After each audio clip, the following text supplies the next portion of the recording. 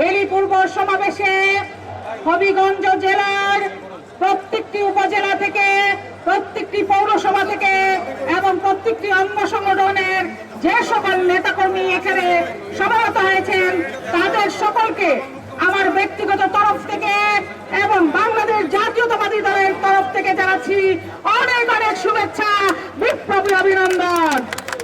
বাংলাদেশ জাতীয়তাবাদী দলের আজকে শুভ জন্মদিন।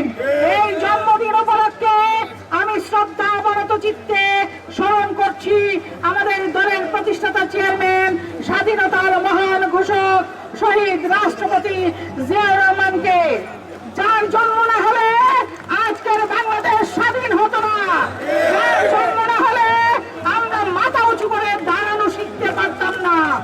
প্রিয় ভাইয়েরা আমার, আমরা দেখতে পাচ্ছি ছাত্র দলের সংগ্রামী সাধারণ সম্পাদক জিল্লুর রহমানের নেতৃত্বে একটি বিশাল মিছিল এই সমাবেশের উদ্দেশ্যে এগিয়ে আসছে।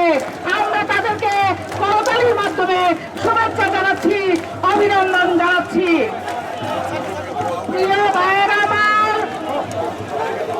শহীদ রাষ্ট্রপতি জিয়াউর রহমান যে দলের প্রতিষ্ঠা করেছিলেন, সেই দল আজকে হাঁটি হাঁটি পা পা করে যৌবনে পদার্পণ করেছে।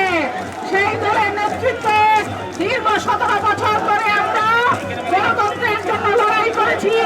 আমাদের প্রিয় নেত্রী, অবিসম্বাদিত নেত্রী দেশনেত্রী বেগম খালেদা জিয়ার নেতৃত্বে আমরা লড়াই করেছি, সংগ্রাম করেছি বাংলাদেশের মানুষের ভোটাধিকার পুনরুদ্ধারের জন্য। আমরা লড়াই করেছি আমাদের নেতা বিএনপির ভারপ্রাপ্ত চেয়ারম্যান জনাব তারেক রহমানের নেতৃত্বে বাংলাদেশে গণতন্ত্রকে প্রতিষ্ঠা করবার জন্য, বাংলাদেশের মানুষের ভোটাধিকার পুনরুদ্ধারের জন্য। খুনি হাসিনা পালিয়ে গেছে বাংলাদেশ থেকে, আমরা কি আমাদের অধিকার ফিরে পেয়েছি? পাইনি। সেই অধিকার ফিরে পাবার জন্য আমাদের সকলকে ঐক্যবদ্ধ থাকতে হবে আমাদের দলের ভারপ্রাপ্ত চেয়ারম্যান তারেক রহমানের নেতৃত্বে। এই অন্তর্বর্তীকালীন সরকার জাতির ঘাড়ে সওয়ার হয়ে নানা ষড়যন্ত্র তারা করে যাচ্ছে। এখনো পর্যন্ত নির্বাচন অনুষ্ঠানের জন্য কোনো উপযুক্ত কোনো কিছু আমরা চোখে দেখতে পাচ্ছি না।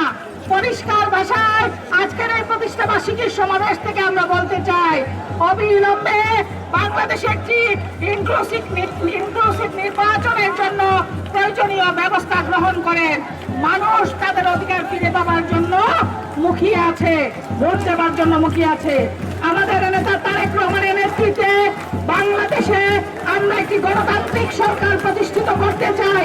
সেই লক্ষ্যে আমরা সকল ঐক্যবদ্ধ থাকবো এবং এই সমাবেশ এখনই সমাপ্ত করে আমরা মিছিল করে র্যালি করে শহরের রাস্তা প্রদক্ষিণ করবো।